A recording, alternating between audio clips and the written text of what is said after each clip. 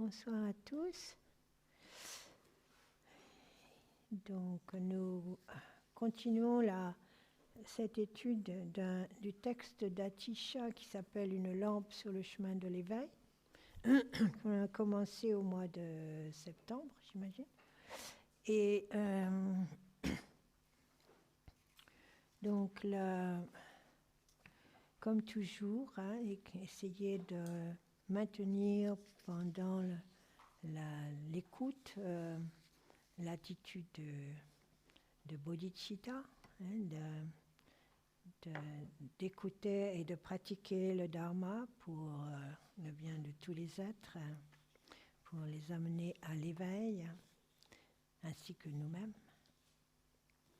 Donc on était arrivé à la strophe numéro 5, autant que je sache. Donc on avait vu, il décrivait dans les premières strophes comment il allait nous indiquer les différentes étapes pour arriver à l'éveil. Et il précisait qu'il y avait plusieurs types d'individus, qu'il y avait des êtres, disons, inférieurs, d'autres qui étaient moyens et d'autres supérieurs. Et donc c'était justement pour préciser un petit peu quelle est la perspective dans laquelle on s'inscrit, quelle est notre motivation pour écouter le dharma, pour le pratiquer, et quel est véritablement notre intérêt, en fait. Qu'est-ce qui nous importe vraiment? Donc, ces trois types d'individus, en fait, ne sont pas séparés. C'est plutôt...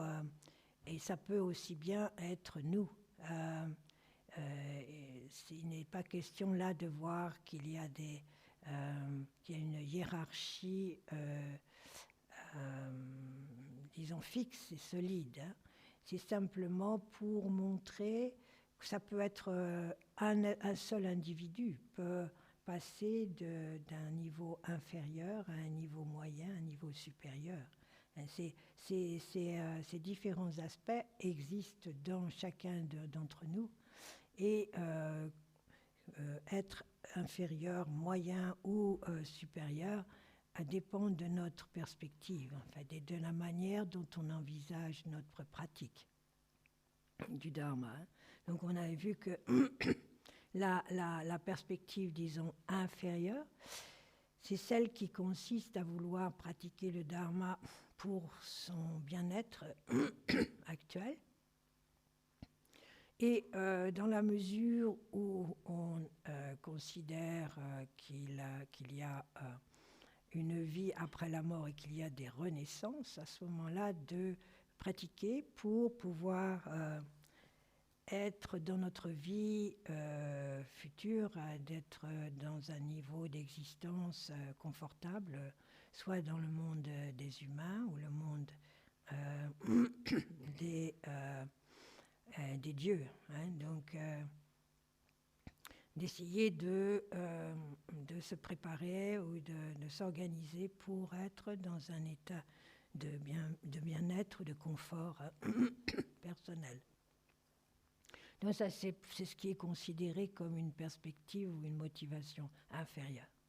Le type d'être, ou disons le type de motivation qui est, disons, moyen, c'est la motivation de sortir du samsara pour soi-même. Donc, de sortir carrément de ces cycles d'existence, parce que même si nous arrivons à maintenir une existence relativement privilégiée dans le monde du samsara, ça reste tout de même le samsara. Et comme ils indiquent dans le dharma, ça ne veut pas dire que si on est dans le monde des dieux ou dans le monde des hommes, qu'on ne va pas retomber dans le monde des animaux. rien, c'est précaire, disons, ce n'est jamais sûr, assuré. Hein. Donc la perspective médiane, disons, médiane, c'est ok, je ne veux plus être dans le samsara du tout. Je veux en sortir. Je veux sortir de ces cycles d'existence qui ne sont où rien n'est jamais en fait assuré, hein, et où la souffrance va toujours être là d'une manière ou d'une autre. Donc, et ça, c'est l'attitude médiane, disons, ou moyenne, dans le sens où on a cette motivation, on veut en sortir du samsara, mais pour nous-mêmes. Donc ça, c'est déjà un niveau élevé, hein, mais c'est le niveau, ils disent, des arhats, hein, des arhats ou des pratyeka bouddhas, hein, les bouddhas qui deviennent, qui ont l'éveil pour eux-mêmes seulement. Et donc là, excusez-moi, hein, mais ah oui, peut-être.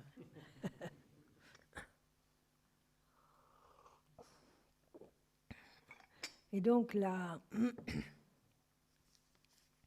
dans la strophe, c'était ceux qui ont, c'est la strophe 4, hein, ceux qui ont tourné le dos au plaisir du samsara et qui s'abstiennent du mauvais karma, mais qui se consacrent uniquement à leur propre quête de paix, ceux-là sont dits intermédiaires.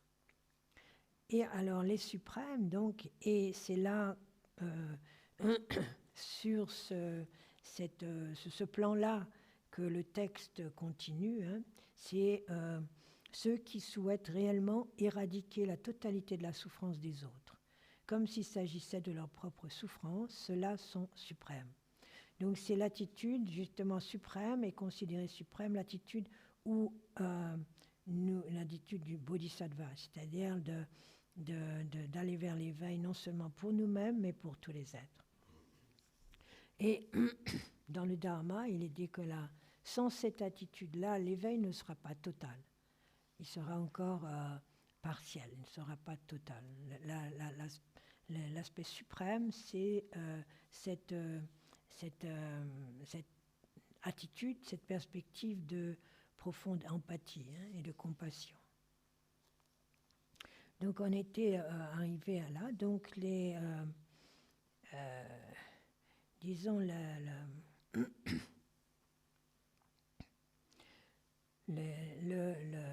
fait de pratiquer, de développer notre connaissance, d'aller plus en profondeur dans notre pratique pour le bien de tous les êtres, c'est l'attitude de la perspective suprême.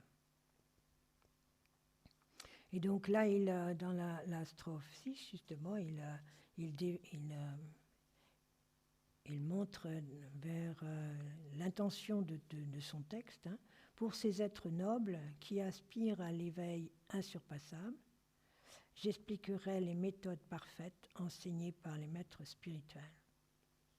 Et donc là, ensuite, maintenant, il va énumérer, il va présenter quelles sont les méthodes, quels sont les moyens qui aident justement à développer ce chemin noble, hein, ce chemin qui nous permet de devenir des êtres suprêmes. Donc le numéro 7, la strophe numéro 7 nous dit « En présence de peintures, de statues, de stupas et d'autres représentations du Bouddha parfait, offre des fleurs, de l'encens agréable et tout ce que tu peux te permettre d'offrir. » Donc là, on commence par, en fait, nous installer, disons, installer notre espace. Hein. Donc, commence par un espace externe. Hein. Donc, ça montre bien aussi, si on veut, qu'au début, hein, quand on débute ce chemin, l'importance du cadre. Hein. Dans quel cadre on se met? Donc il est certain que quand on a acquis une certaine une expérience et une stabilité véritable, on peut s'en passer. Hein. Il est certain que tout espace peut être bon pour méditer. Hein. Aussi bien la Grand Place que n'importe. Hein. Mais là, il est question justement d'établir l'esprit dans cette attitude de concentration et d'être dans un espace qui va être conducive, qui va nous aider dans notre cheminement. Donc là, avec cette strophe 7, on commence justement ce qui est considéré comme les préparations. Hein. Quelles sont les préparations utiles sur ce chemin de l'éveil? Donc là, il parle justement de statue et de peinture. Donc la statue ou la peinture de Shakyamuni pour représenter le corps. Hein.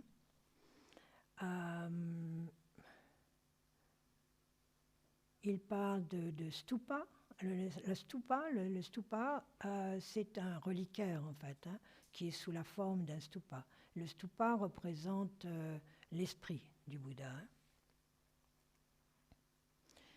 Et là, il ne mentionne pas, mais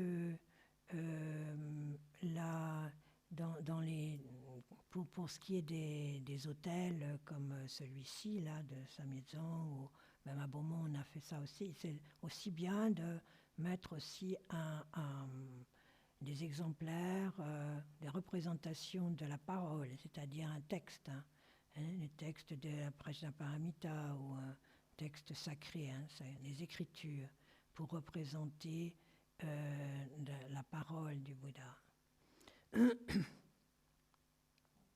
Ou des textes des mantras, hein, des mantras, une représentation de la parole du Bouddha. Donc là, et il est dit que nous devons placer des offrandes, hein, des offrandes qui soient que l'on considère pures, hein, c'est-à-dire propres, hein, qui n'ont pas été utilisées auparavant, de préférence, hein, et belles. Hein. Donc l'importance du respect, évidemment, et aussi que la beauté et la qualité des offrandes soit une manifestation de notre dévotion ou de notre ouverture. Hein. Donc évidemment, là, on n'est pas non plus dans... Et là, ça peut parfois être un piège. On n'est pas là non plus pour admirer, pour être dans l'esthétisme ou se faire plaisir non plus. Hein. On n'est pas là pour non plus mettre des offrandes, disons, pour lesquelles on va s'enorgueillir. Hein. On va dire, waouh, ça c'est vraiment chouette ce que j'ai trouvé là. Voilà, il y avait cette histoire, hein, de Milarepa qui faisait une offrande à des nagas. Et étant Milarepa, avec ses disciples, ils avaient juste un petit peu de tsampa, et c'était très minime, hein, très disons, sobre. Et il y avait le roi du district qui avait amené énormément de l'or, de l'argent, des joyaux, de la soie, etc., tout ce qu'il pouvait trouver de plus beau et de plus cher.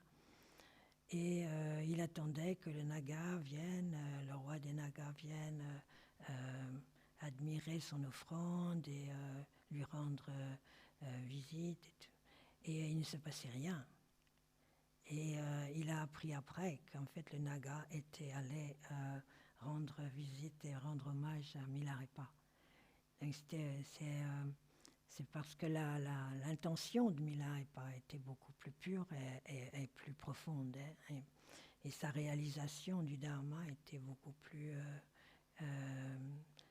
était suprême par rapport à... Donc il y avait au roi. Donc l'attitude aussi, hein, l'attitude est importante. Non pas seulement la beauté extérieure, hein, mais dans quelle... c'est toujours, on en revient toujours à ça dans le Dharma. Ce qui compte, c'est notre attitude. Hein, quelle est notre perspective. Donc, d'un autre côté aussi, donc il est important de mettre de l'encens, de mettre des bougies. Ça n'a pas besoin d'être fantastique non plus, mais ça doit être propre et beau. Hein. Et aussi de faire attention que ça ne devienne pas non plus une routine, une habitude où on perd le sens de ce que l'on offre. Hein. Et que l'on ne fait pas ça non plus pour suivre une tradition. Hein. Ça doit venir de notre cœur, hein. C'est ça. Hein. Donc c'est une manière aussi pour nous de nous rappeler des qualités, hein, du Bouddha. Les qualités du Bouddha, c'est-à-dire l'encens, par exemple, représente la pureté éthique. Hein, la fleur représente sa générosité. Hein, la musique, c'est la sagesse, la clarté de son esprit et la réalisation de la vacuité. Quand on offre ici de l'eau parfumée, des onguents, c'est pour aussi développer la vigueur, la diligence, le dynamisme enthousiaste. Hein. La nourriture pour développer le samadhi, hein, la concentration méditative. On considère aussi que cette concentration méditative, c'est une nourriture, qu'on n'a plus d'ailleurs besoin quand la méditation est vraiment puissante et bonne, elle nous nourrit littéralement. On n'a plus besoin vraiment de manger. C'est le prana. Donc ces offrandes ont aussi cette connotation de développer en nous, c'est ce souhait que nous avons de développer en nous ces qualités. Donc Drupal Rinpoche, quand il nous parlait d'offrandes, il trouvait que nous étions trop chiches, nous étions trop, comment dire, bradins. Il trouvait que, étant donné que nous sommes dans une partie du monde qui est aussi, disons, riche, hein, il faudrait que nous offrions des choses en conséquence de ça. Il trouvait que nous étions très chiches dans nos offrandes. Donc voilà, donc je transmets l'information. Hein. Pardon ? Eh bien, à Samuel Ling, par exemple, il a changé la taille des bols.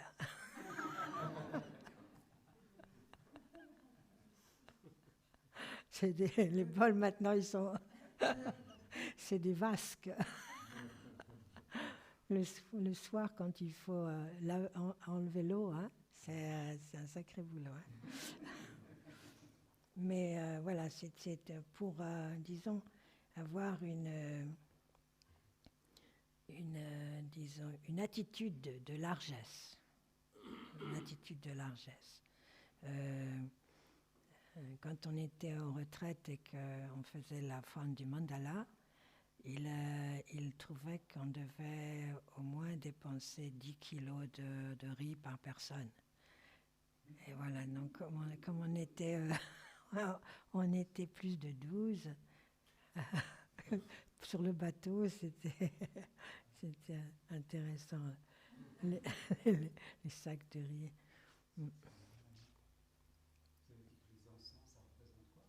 L'éthique, la discipline éthique, oui.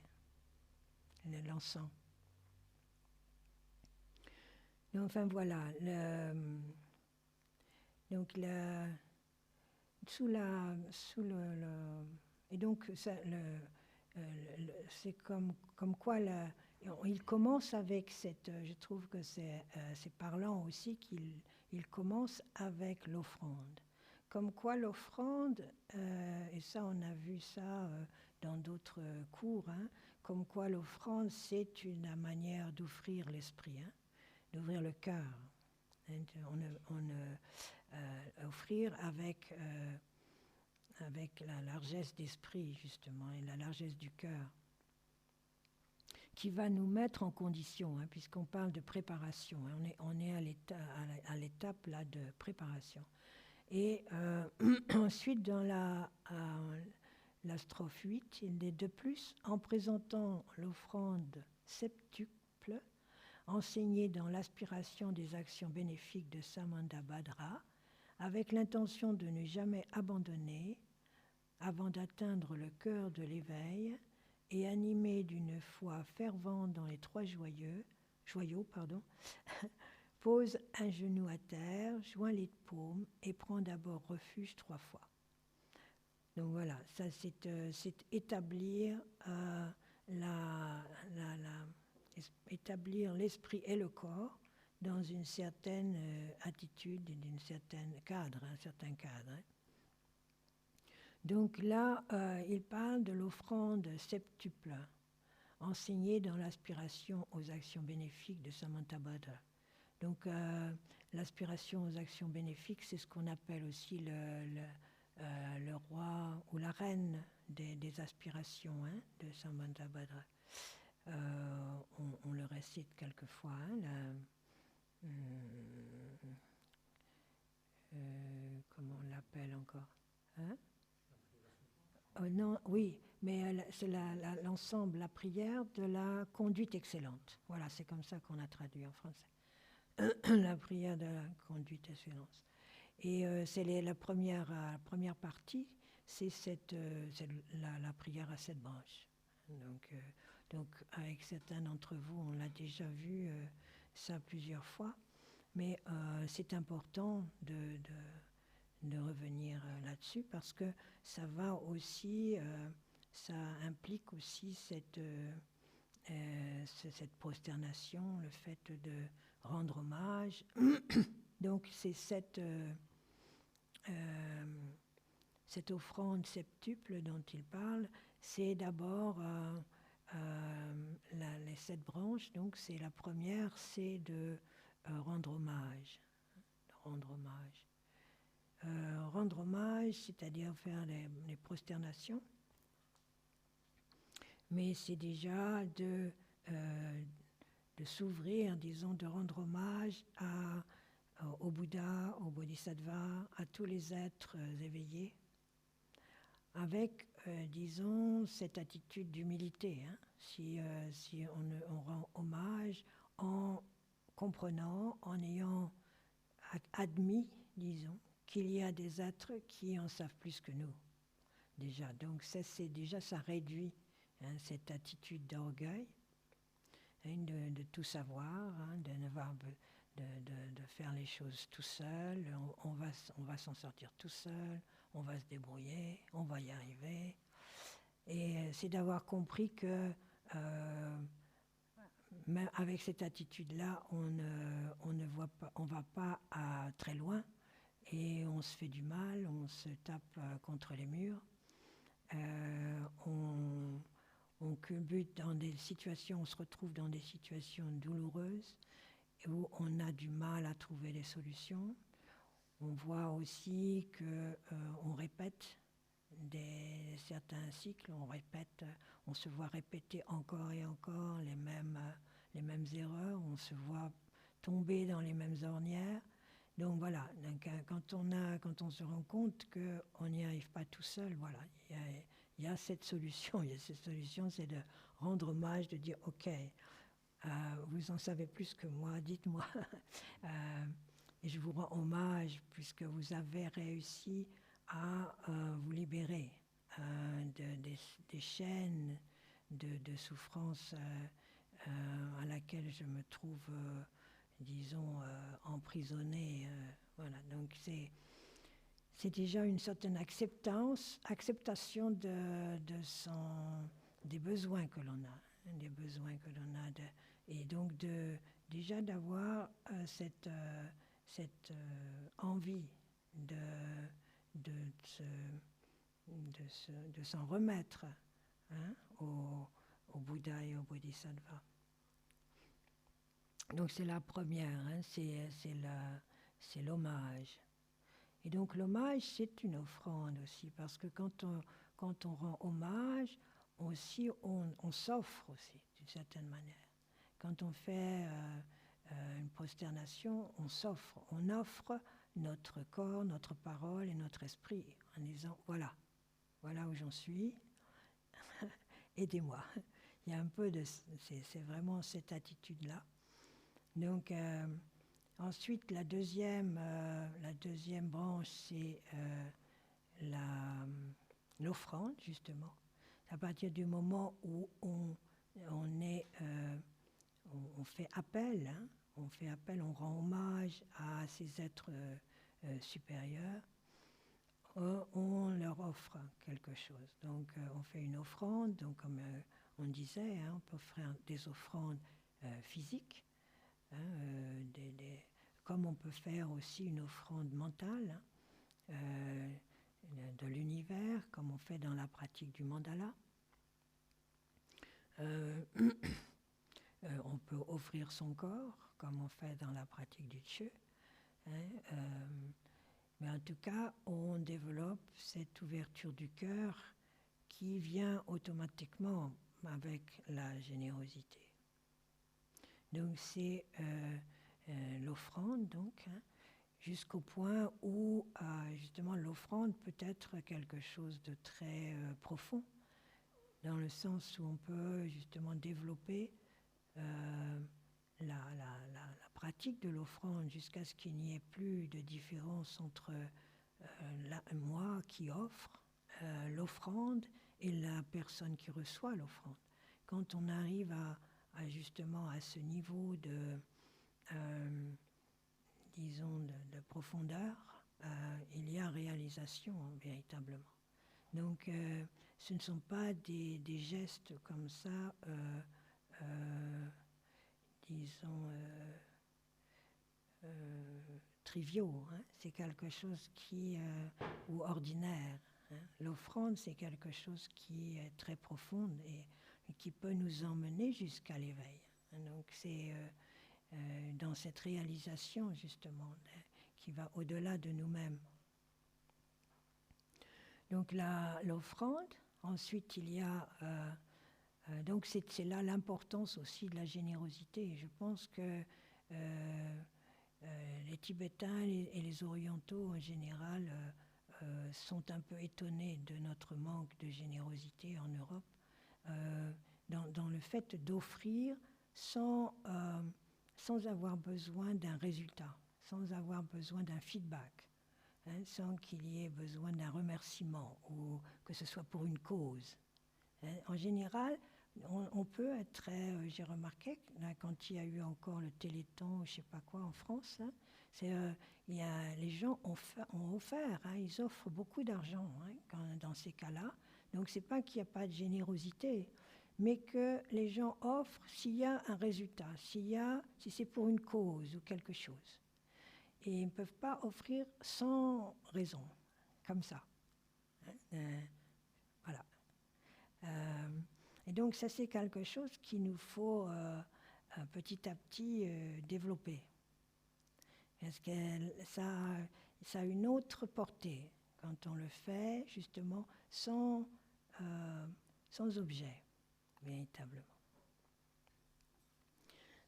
Ça, c'est davantage, c'est une générosité qui est beaucoup plus élevée, hein, en fait. Donc, oui, je me souviens d'une fois, j'étais à Paris et je donnais de l'argent à quelqu'un qui faisait la manche, et un ami américain qui me disait, mais qu'est-ce qu'il va en faire? Il fallait que ce soit pour une raison spécifique. Il ne voyait pas l'intérêt de lui donner, qu'est-ce qu'il va faire avec. Donc, voilà, c'est simplement la générosité sans objet, sans demander quoi que ce soit, hein, sans même développer du mérite. On pensait que ça va nous faire une médaille sur le chemin. Hein. Donc sortir de cette attitude-là, donner pour donner, tout simplement. Donc ça, c'est le deuxième. Le troisième, c'est la confession. Ce qu'on appelle la confession en français, mais qui n'est pas vraiment la confession. En fait, en tibétain, confession, ça a encore une connotation un petit peu disons, il y a la connotation de remords, mais disons, c'est plutôt la reconnaissance de nos manquements, hein, la reconnaissance de nos manquements. Donc, être ouvert, ouvrir l'esprit, ouvrir le cœur à l'acceptation totale de nos fautes, nos erreurs, non pas pour développer de la culpabilité. C'est là justement que la confession parfois peut avoir cette connotation aussi de culpabilité. Et là, on n'est pas dans la culpabilité, on est dans la reconnaissance, dans l'éclaircissement, d'être clair avec nous-mêmes, de voir, disons, clairement et sereinement, en fait, là où on a fauté, là où on s'est créé des situations de douleur pour nous-mêmes et pour les autres. Donc c'est de revoir ça et d'être vraiment le plus clair possible. Donc ça, c'est aussi, disons, une offrande, c'est un lâcher-prise, on s'ouvre, on ouvre justement devant les Bouddhas et les Bodhisattvas, on dit ok, voilà où j'en suis. On vide notre sac, si on peut dire. Hein. On n'est pas gêné de vider notre sac, parce que c'est la seule manière pour nous d'avancer. Hein. Tant qu'on n'a pas véritablement reconnu nos erreurs, nos manquements, là où on se répète tout le temps, on ne va pas pouvoir avancer, on ne va pas pouvoir se libérer. Donc là aussi, c'est une sorte d'offrande, d'accepter, de sortir d'un embarras par rapport à ce qu'on est. Hein. Ne pas vouloir montrer, ne pas vouloir accepter et dévoiler, se dévoiler en fait, hein, quelque part. Donc il y a cet aspect-là. Donc ça, c'est l'aspect négatif de nous-mêmes. Et ensuite, il y a l'aspect de réjouissance, hein, le fait de se réjouir de tout ce qui est positif. Donc se réjouir de ce qui est positif chez les autres, hein, chez les êtres éveillés, mais aussi chez les êtres que notre entourage, tout ce qui peut être positif.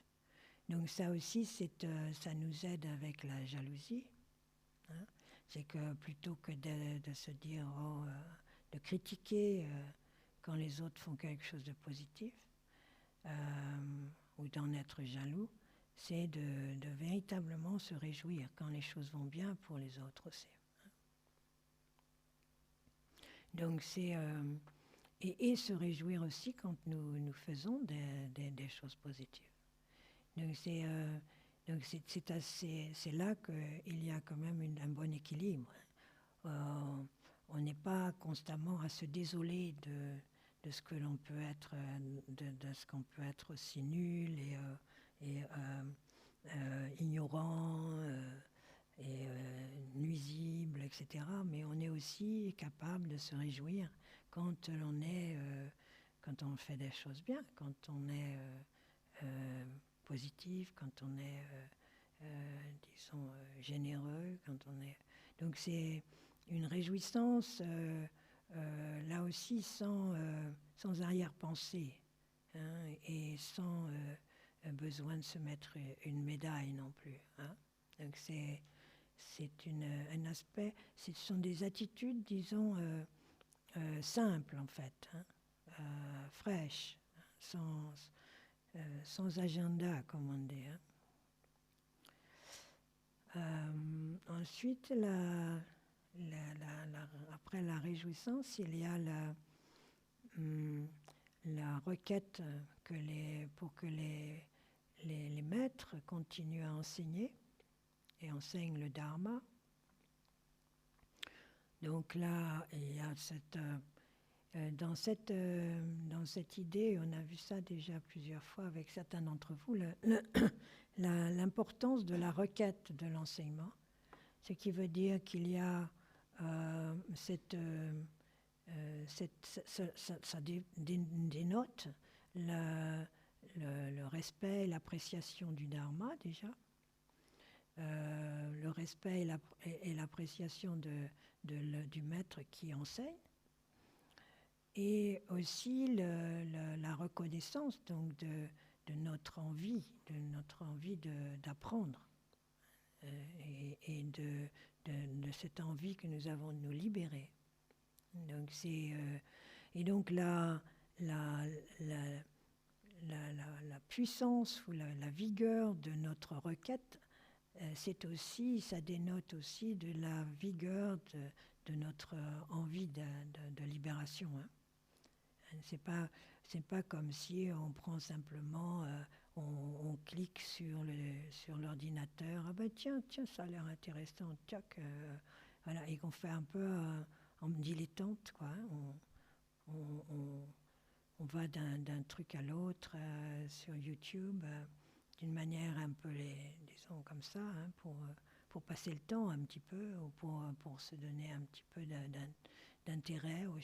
Mais là, on est dans la requête, c'est-à-dire une véritable envie de se libérer. Donc, et que l'on a vraiment conscience que le Dharma va nous aider. Donc c'est à un niveau d'intensité plus élevé. Donc ça, c'est la requête de l'enseignement du Dharma. Et là, on voit bien dans les... on en parlait, je ne sais plus à quel moment, mais là, je me souviens d'un ami qui était dans la tradition Rinzai au Japon, et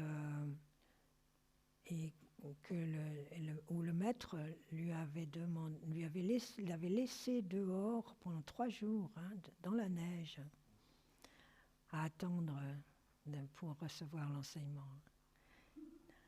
Et ça, c'est assez traditionnel. Il y a beaucoup d'histoires de ce genre. Gampopa aussi, il a été, on l'a fait attendre aussi. Hein. Milarepa l'a fait attendre. Hein.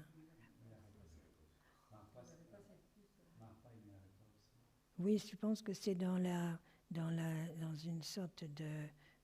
Pour vraiment que l'élève, disons, le disciple celui qui va devenir le disciple, montre bien qu'il y met de l'intérêt et qu'il a vraiment envie d'avoir l'enseignement. Et ça fait partie aussi du processus. Donc à l'heure actuelle, on a un peu de problème là, parce qu'on a tellement...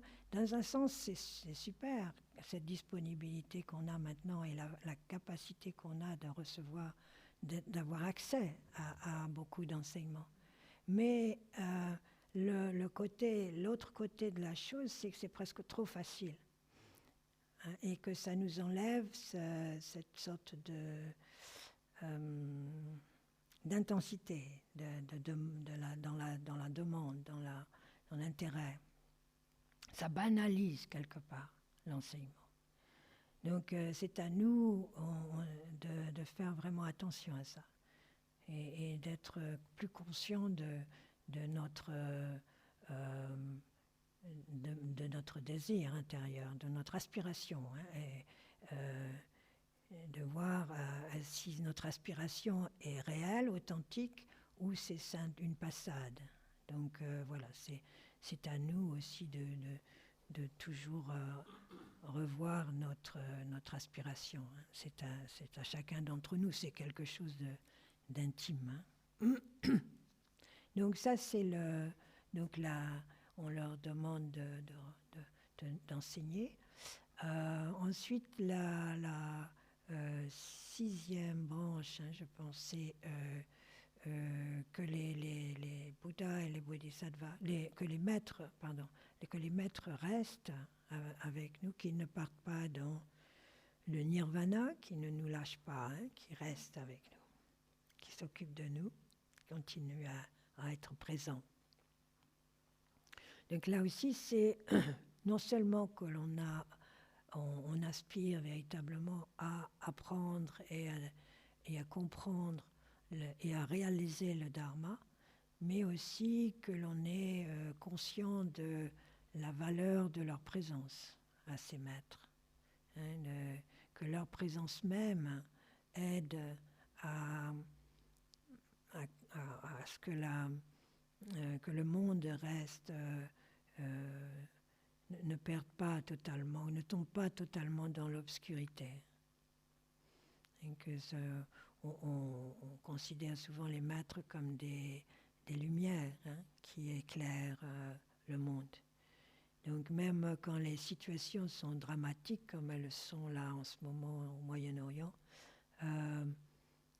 c'est la présence d'être, disons, réalisé, éveillé, aide à, peut-être, j'espère en tout cas, qu'ils sont là aussi pour que nous ne tombions pas totalement dans l'obscurité, hein, que l'on puisse rétablir l'équilibre des forces. Hein. Donc ça, c'est la 6e. Et le 7e, c'est la dédicace. Hein, donc le fait que là aussi c'est une offrande, l'offrande de dédicace, c'est-à-dire que tout ce que nous le faisons pas seulement pour nous-mêmes, mais nous le faisons pour tous les êtres. Et comme disait Jaltun Rinpoche, je pense cet été, disait l'importance de la dédicace, c'est que quand on a fait une pratique ou quand on a fait un acte positif, on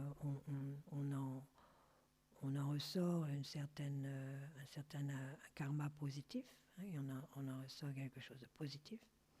Mais ce côté positif, cet aspect positif, c'est comme une goutte d'eau. Et donc si on dédie cet aspect positif, si on le dédie à tous les êtres, c'est comme si cette goutte d'eau va se joindre, va fusionner avec l'océan, hein, l'océan de tout ce qui est positif, hein, l'océan. Et si on ne le fait pas, cette goutte d'eau va s'évaporer très vite. Donc c'est comment, justement là on parle dans les préparations, on parle d'accumulation. Et l'accumulation, c'est-à-dire comment petit à petit on élargit, on développe, on enrichit tout ce qui est positif en nous. Donc c'est l'accumulation de ce qu'on a traduit par mérite, hein, mais que j'aime pas beaucoup du tout cette expression mérite. Mais voilà, c'est ce qu'on utilise d'habitude. C'est Senam en tibétain. Et donc l'accumulation de tout ce qui est positif. Donc tout ce qu'on a vu là, les 7 branches, sont des branches, des différents aspects de l'activité du pratiquant qui vont nous aider, hein, à développer cette dimension positive. Et donc la dédicace en fait partie. C'est ainsi que disons, on termine toutes nos sessions. Hein, donc toute session de méditation, toute pratique, et même hors de la pratique, hein, si l'on se retrouve dans une situation où l'on a agi d'une manière positive, le donner, l'offrir tout de suite. L'offrir. Hein, ne pas garder ça pour nous. Ah, j'ai fait quelque chose de super là. Non, c'est ok, mais c'est pas, ça ne va pas avoir cet aspect d'accumulation ou de développement, d'enrichissement que ça peut avoir si on l'a dédié tout de suite. Donc c'est le paradoxe, c'est qu'en offrant, on s'enrichit.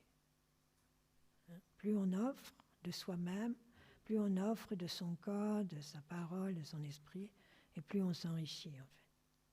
Alors que dans le monde ordinaire, disons, on a souvent l'impression qu'on perd. Hein, quand si on donne trop, on entend ça, hein, souvent. J'ai donné, maintenant je suis totalement à sec. Mais disons, c'est souvent parce qu'on a donné, on a cru donner, mais on l'a fait avec une intention égocentrique en fait. L'intention, l'aspiration n'était pas vaste, hein, elle était très limitée. Et c'est là qu'on se retrouve confronté à un autre type de souffrance en fait. Donc c'est l'importance justement de notre aspiration. Donc que ce soit dans l'hommage, que ce soit dans l'offrande, que ce soit dans la reconnaissance de nos fautes, que ce soit donc dans la réjouissance de tout ce qui est positif, que ce soit la requête de l'enseignement, etc. Donc tout ça, c'est si c'est avec cette attitude mentale, hein, de se libérer, hein, de la confusion mentale, de la confusion émotionnelle dans laquelle nous sommes, là ça va avoir ça va créer petit à petit un champ d'expérience qui va être beaucoup plus ouvert et beaucoup plus libre, et beaucoup plus joyeux. Si ce n'est pas le cas, c'est que la motivation sans doute n'est pas juste. Ça me paraît être souvent cette situation-là.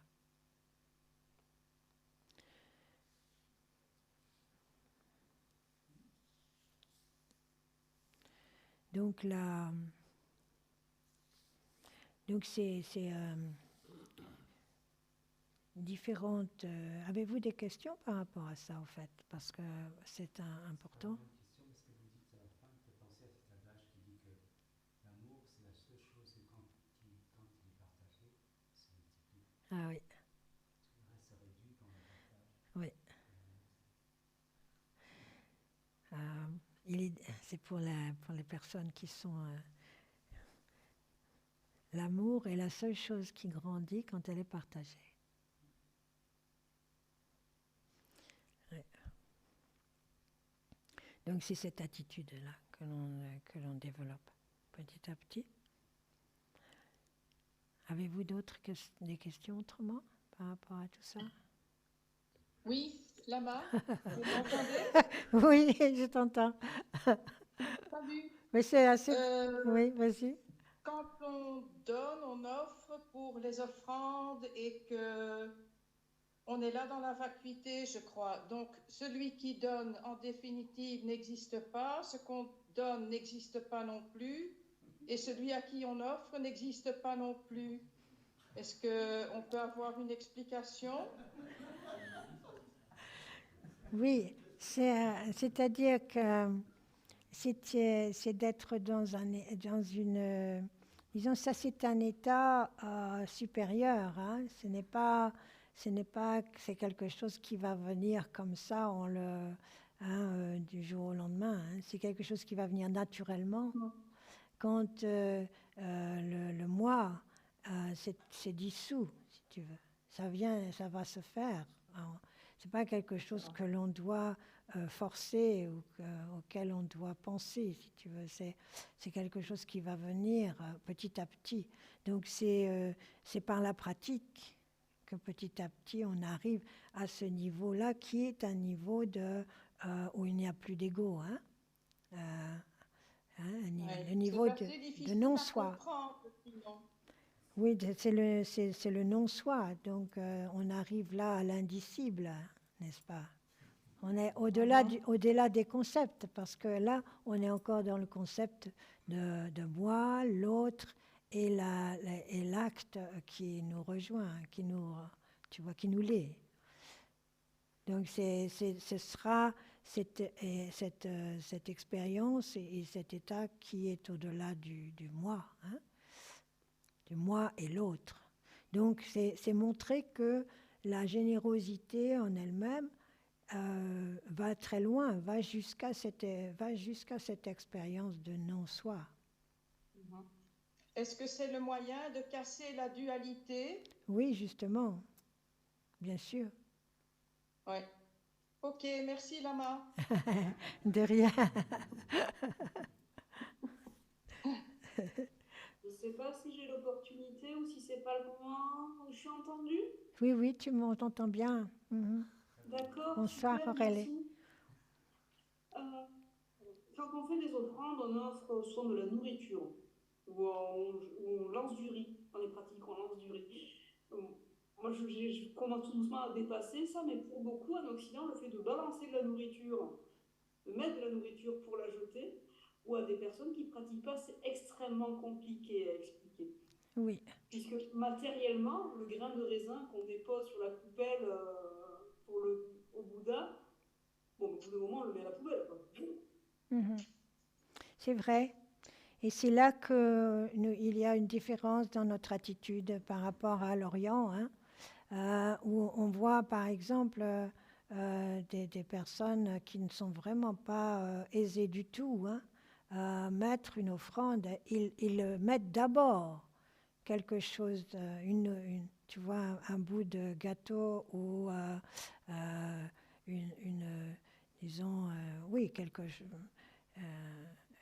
Vous voyez, un peu de riz ou des fruits, ou ce qu'ils peuvent avoir, hein. Ils vont d'abord le mettre sur l'autel et après ils vont se servir pour la famille. Donc le premier geste, c'est pour l'autel, c'est pour donner aux êtres éveillés, hein. Donc disons, c'est dans la tradition aussi, hein, c'est dans la culture, hein. Donc, et ça n'a rien à voir avec le fait que la personne ait de l'argent ou pas, hein. Même des mendiants peuvent le faire, ça peuvent en fait donner d'abord et prendre ensuite. J'ai vu ça aussi, donner à d'autres plutôt que de prendre d'abord à eux-mêmes. C'est vraiment développer cette aptitude de ne pas de pas garder les choses pour soi, hein, de sortir d'un égocentrisme. Ouais. Ce que font parfois les gens aussi, c'est quand ils ont fait l'offrande, c'est d'ensuite les partager avec des personnes des animaux par exemple, donner aux animaux. C'est pas forcément de... ou alors, évidemment, quand on est en campagne, on le donne, on le met dans la nature. Nous, on va aller le mettre dans la rivière, et c'est pour les poissons. Voilà, donc ce n'est pas que ça... ou alors dans le compost, ça va être... les vers vont se régaler, et ça va faire du compost pour la suite.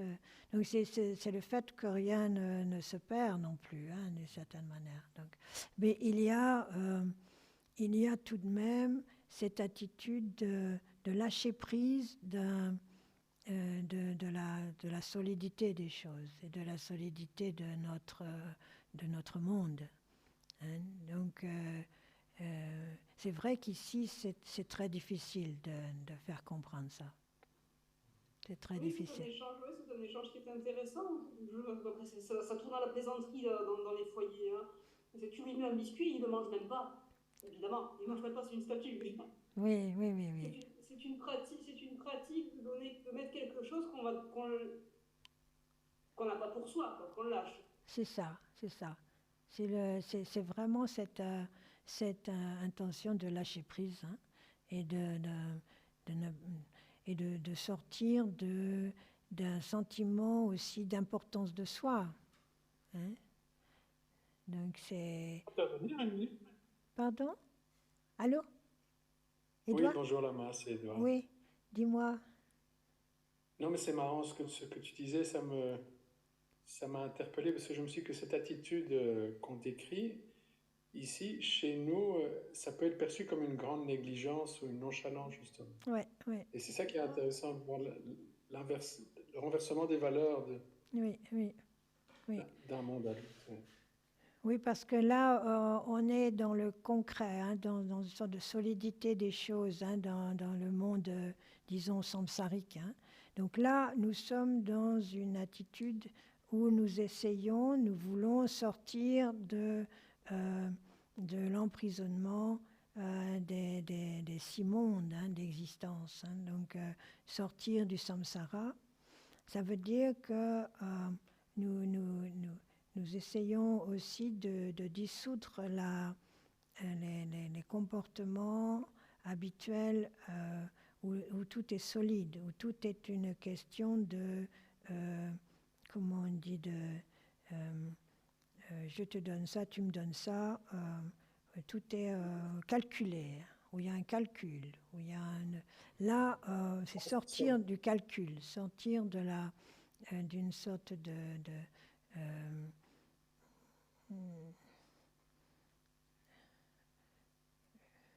oui, Transaction? Oui, de transaction, voilà.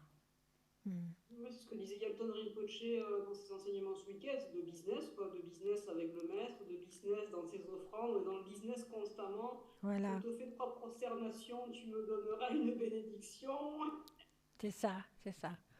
Donc voilà, c'est sortir de cette attitude-là. Oui. C'est vraiment, oui, d'apprendre à lâcher, lâcher notre importance de nous-mêmes aussi. Voilà, c'est dans ce sens-là. Ouais. Donc, merci Lama, merci Edouard. Ouais. Donc là, ensuite, dans cette strophe 9, là, il mentionne aussi, animé d'une foi fervente dans les 3 joyaux, pose un genou à terre, joint les paumes et prend d'abord refuge 3 fois. Donc on a préparé l'espace, on a préparé aussi notre esprit, et notre cœur par la prière à 7 branches, donc par ces 7 aspects de l'aspiration. Et donc là, on est dans une situation, dans un état mental et émotionnel où là, le refuge prend son sens. Donc, qu'est-ce que ça veut dire justement de prendre refuge, de prendre refuge, c'est, disons, comme je disais tout à l'heure, c'est rendre hommage à des êtres, justement les Bouddhas, les Bodhisattvas, des êtres que l'on admet être plus éveillés que nous, être arrivés à la libération. Et donc, donc les trois joyaux, il parle des trois joyaux d'ailleurs. Donc il y a le Bouddha, il y a le Dharma et il y a la Sangha, dans les trois joyaux. Donc c'est d'être vraiment fervent, donc avoir cette véritable reconnaissance que le Bouddha a réussi quelque chose d'extraordinaire, c'est d'être aussi d'avoir cette, disons, cette foi, aussi cette confiance, on peut dire, cette confiance dans les enseignements qu'il a donnés. Donc ça veut dire aussi, si la confiance dans les enseignements qu'il a donnés, le Dharma, ça veut dire aussi de s'éduquer, de s'instruire. Parce que si l'on n'a pas eu accès vraiment et si on ne connaît pas les enseignements du Dharma, cette confiance est un peu idiote. Donc c'est aussi l'importance de développer la connaissance, la connaissance, l'intelligence, etc. Donc, mais de s'en remettre au Bouddha pour qu'il nous éclaire. Et ensuite, on a confiance dans la Sangha. Donc la Sangha, c'est tous les bodhisattvas, c'est tous les êtres qui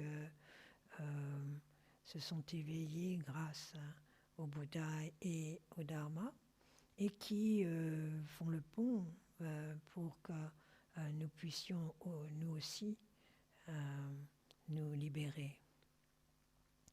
Donc c'est en devenant vraiment conscient de cette valeur, en développant une véritable appréciation pour le Bouddha, pour le Dharma et pour la Sangha, que l'on peut faire vraiment une prosternation. Donc, là, il parle de poser un genou à terre, joindre les paumes et prendre refuge. Donc ça, c'est en fait là quand on prend officiellement ou traditionnellement, quand on prend refuge, là, on met le genou gauche à terre et on récite la formule du refuge 3 fois. Et donc là, c'est ce qui est aussi important dans la prise de refuge. Quand on fait les menlam, justement les kagyu menlam, tous les matins, on prend refuge comme ça, en mettant un genou au sol et en répétant 3 fois la formule de refuge. Je prends refuge dans le Bouddha, Sangha, Dharma, Sangha, etc. Et pour justement aider tous les êtres. Donc c'est toujours dans cette optique de libération pour le bien de tous les êtres, pour aider les autres à sortir de leur souffrance. Et à chaque fois que l'on fait cette formule, on dit bien son nom. Moi, mon nom, Damen, et on dit son nom. Donc disons, c'est véritablement notre propre engagement. C'est un engagement personnel. Ce n'est pas quelque chose où on fait partie d'un tout, on ne fait pas. C'est pas disons qu'on fait tout d'un coup partie d'un groupe et qu'on suit le groupe. C'est véritablement un engagement personnel. Et, c'est très important de développer cet engagement. Donc cultiver la dévotion, c'est quelque chose qui est indispensable aussi sur le chemin. Donc, évidemment, la dévotion elle va aussi grandir avec le temps. Elle va grandir sur le chemin parce que quand l'esprit s'affine, quand l'esprit est moins chargé d'habitudes et est moins chargé de schémas anciens, etc. Quand on commence à lâcher du lest, l'esprit est plus clair et la dévotion vient plus facilement. Elle vient naturellement. Mais au début, il est important de développer la confiance, parce que la confiance, c'est aussi, comme on a vu pour les 7 branches, c'est toujours ce sont le moyen d'ouvrir le cœur, d'être réceptif. Donc, comme on disait dans le texte de la Dojicang Tuma, la dévotion, c'est la tête de la méditation. Donc, la tête de la méditation, c'est l'intelligence. C'est sans intelligence, on ne peut pas vraiment avancer. On va pas aller loin. Donc, on peut aussi très facilement se fourvoyer. Donc, la prosternation, qui est la prise de refuge, qui parfois peut être considérée comme quelque chose, comme une soumission, est le contraire d'une soumission. C'est en fait un acte éclairé de reconnaissance de la valeur des enseignements, de la valeur du Dharma, de la valeur de la philosophie qui est développée. Et c'est aussi une appréciation de notre aspiration, aussi une reconnaissance de là où on en est. Et ça en soi, c'est de l'intelligence. Le déni, c'est de l'ignorance. Donc, est-ce que l'on veut rester dans l'ignorance ou pas? Voilà, c'est vraiment là, dans les préparations justement au chemin, c'est important de revoir encore et encore si nous voulons vraiment nous libérer ou pas. Et c'est pas évident, en fin de compte. Donc c'est vraiment quelque chose que nous devons regarder de plus près. Donc revoir les 4 pensées préliminaires, qui est la précieuse vie humaine, l'impermanence. On a vu ça déjà, la loi de la causalité, les souffrances du samsara, tout ça, ce sont des aspects du dharma qui sont riches et qui sont toujours d'actualité. Et ça nous permet de voir un peu où nous en sommes. Et donc de développer une pratique en fait qui va être comment dire, informée, une pratique intelligente, et non pas une pratique idiote, quoi. Donc tout l'enseignement du Bouddha est là pour nous inciter à être plus intelligents, plus clairs, plus vastes, plus profonds dans notre réflexion, et pas le contraire.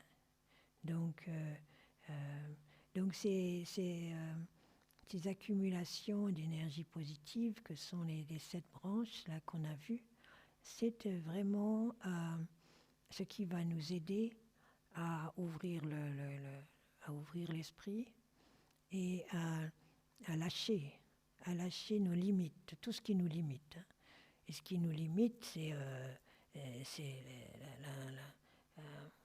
l'attachement, et l'aversion, hein, en fait, hein, pour faire simple. Et l'aversion et l'attachement sont dus à notre moi, hein, à notre, disons, notre fixation, hein, sur moi, tout le temps moi. Donc quand on sent justement le mal-être ou la souffrance, si on regarde bien, c'est moi qui est le problème. Hein. C'est pas dehors, le blâme n'est pas à mettre dehors. Donc c'est encore et encore avoir la patience, hein, pour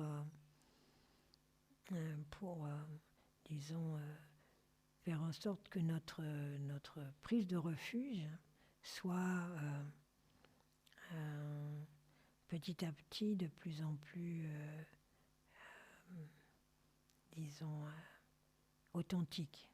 Hein. Donc on commence souvent, hein, avec une certaine ignorance, hein, mais au fur et à mesure du temps, notre prise de refuge, disons, puisque le refuge, on le prend tous les jours. Hein, c'est pas comme si on a pris refuge une fois, puis ça y est, c'est bon, quoi. C'est la prise de refuge, elle se prend tous les jours. Hein. Elle se prend tout le temps, en fait.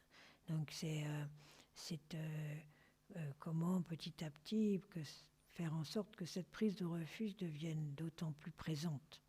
Hein, si bien elle fait partie de notre vie, hein, elle fait partie de l'air qu'on respire.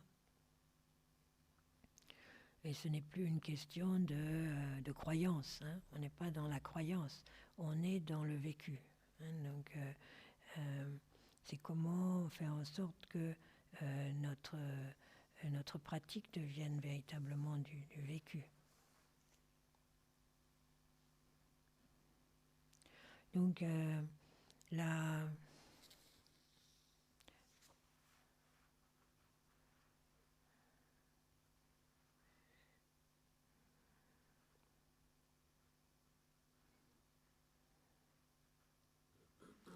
donc il continue ensuite avec la strophe numéro 10, et on arrêtera là.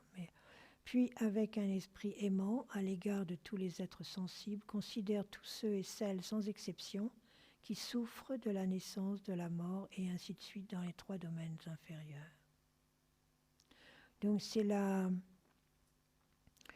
disons là, on voit les 2 aspects, donc l'aspect de foi, comme la foi fervente, c'est-à-dire la confiance, cette confiance que l'on développe, hein, qui devient de plus en plus évidente pour les 3 joyaux, pour le Bouddha, Dharma et Sangha. Et d'un autre côté, la compassion que l'on développe pour tous les êtres sensibles. Donc, et dans le geste, hein, de la prosternation, hein, pour ceux d'entre vous qui ont déjà fait les prosternations, hein, on nous dit bien on visualise donc le Bouddha, les Bodhisattvas, la lignée, hein, les maîtres de la lignée. Et on visualise aussi que tous les êtres prennent refuge en même temps que nous. Donc on visualise notre mère à notre droite, notre père à notre droite, notre mère à notre gauche, et tous les êtres, hein, des 6 domaines d'existence sont là et prennent refuge avec nous. Donc dans cette pratique des prosternations, il y a aussi ces 2 aspects, hein, l'aspect de dévotion et l'aspect de compassion. Et les 2 se rejoignent dans ce geste, hein, dans ce geste physique. Donc là, ça va être un peu court là, mais j'avais aussi il y a un texte de Shakya Pandita que vous connaissez peut-être déjà, hein, sur les bienfaits, tout ce qui se passe quand on se prosterne. Hein. Donc c'est Et là, je l'ai qu'en anglais. Oui. Je vais essayer de le trouver en français. Pardon? Je t'entends pas. Tu veux le traduire? Je pense que ça existe en français. Tu l'as en français? Mhm. Je peux vous le mettre sur... je vous le mets sur Gmail ou sur votre... pardon? Oui, ou sur le site, oui. Ok. Shakya Pandita. Pardon? Je l'ai en tibétain et en anglais. Oui. Et donc c'est montrer comment un geste aussi simple en fait qu'une prosternation aide à tous les niveaux, aide au niveau du corps, au niveau de la parole et au niveau de l'esprit. Nous permet de purifier, les obstacles tous les obstacles, surtout les plus grossiers déjà, les émotions, les blocages énergétiques, donc, et nous permettent d'éclaircir justement l'esprit pour pratiquer avec plus d'aisance et de clarté. Donc si vous pouvez le trouver, c'est les Shakya Pandita qui parlent des vertus de prosternation. Donc, et donc là, dans cet aspect de compassion aussi, qui se trouve dans la strophe 10, on retrouve déjà l'aspect de compassion que l'on trouve dans tous les enseignements sur le Lojong, l'enseignement des Katampa. Et que on développe, on essaye de développer petit à petit une compassion sans limite, comme on essaye de développer une dévotion sans limite. Et on veut développer aussi une compassion sans limite. Donc, pour tous les êtres sans exception. Donc, surtout dans les 3 domaines inférieurs, c'est-à-dire les enfers, les mondes infernaux, le monde des esprits avides et le monde animal, où justement les souffrances que nous endurons, nous, sont décuplées, sont à un niveau d'intensité insoutenable. Donc nous-mêmes, par nos souffrances, les souffrances que nous pouvons endurer nous-mêmes,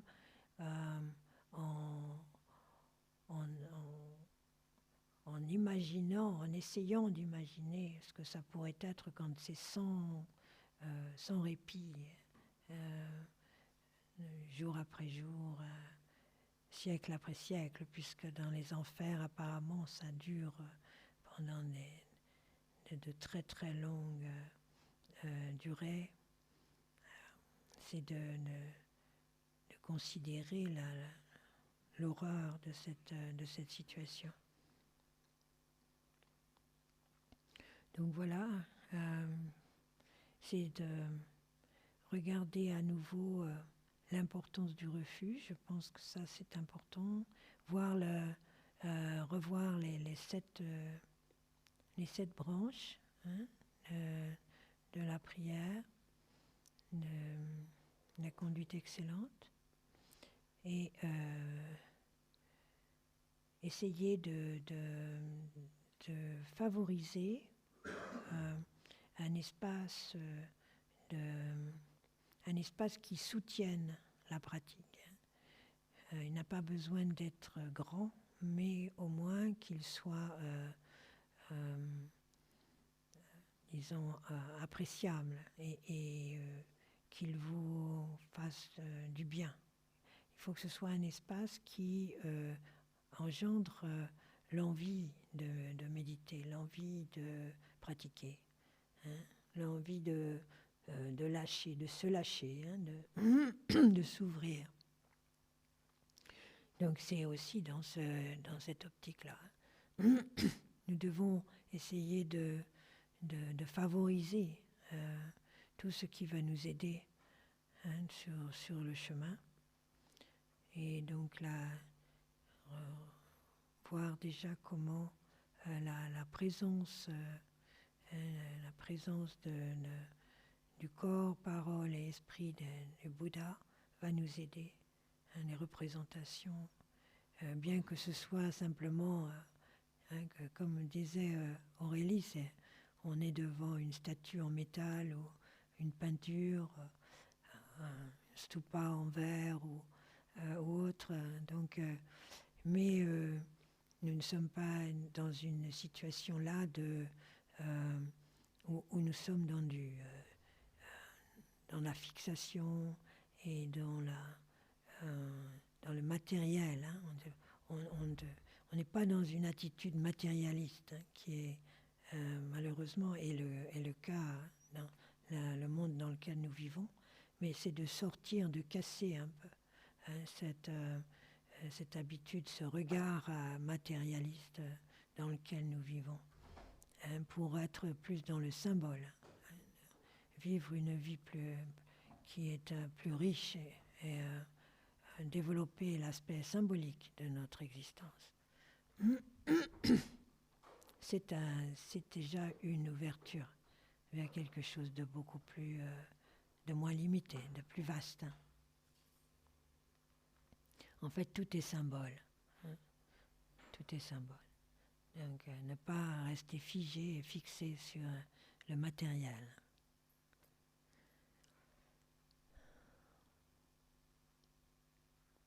Voilà.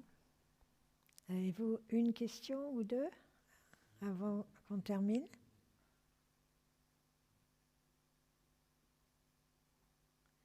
Ça va? Je voulais vous demander quelque chose, Lama, Oui. par rapport à la pratique intelligente que vous expliquez. Est-ce que, quand par exemple je fais Tara ou Chenrezi, est-ce qu'il est bien au départ de poser une intention? Oui, c'est toujours bien de poser. D'ailleurs, quand tu commences, tu as déjà l'intention, quand tu fais le Oui. refuge, hein, le refuge et Oui. bodhicitta, c'est déjà l'intention. Hein. Oui, mais est-ce qu'il est bon, par exemple, si on voit qu'on a, par exemple, trop d'attachement ou des choses comme ça, est-ce qu'il est bon, par exemple, de poser l'intention, de demander à Tara qu'elle nous aide par rapport à ça? Ah, bien sûr. Ou, Oui, ou pas? oui, Oui. si, bien sûr, bien sûr. C'est le moment où Par jamais... rapport à ce qu'on voudrait développer, par exemple, comme qualité plus importante dans notre vie. Absolument, absolument, c'est le moment où jamais. D'accord, Lama. Merci beaucoup. Et soignez-vous bien, parce que vous Oui. êtes bien courageuse. Hein. Merci. C'est Je gentil. vous embrasse bien fort. Moi aussi. Au revoir, Lama. Donc, Au revoir et merci, merci. on va faire la dédicace avant que je perde la voix complètement. Ah, tu voulais dire quelque chose? Qu'est-ce que tu voulais dire? Tout à l'heure, dans les symboles, l'encens, c'était les types, donc, la discipline. Oui. Mm-hmm. Les fleurs, c'était la générosité. Mm-hmm. La musique, sagesse et vacuité. Mm. Nourriture, concentration méditative. Mm. Il y a autre chose que j'ai raté. L'eau. Ah oui, l'eau. L'eau, c'est pas considéré en fait. C'est un peu, ça concerne tout en fait. Hein, mais il y a la lumière. La lumière, c'est la patience. La lumière, c'est la patience. Ouais. Savoir. Sonam deye tanche zipane tonen tana panjen shigana bala dupai sipe sade towa sho.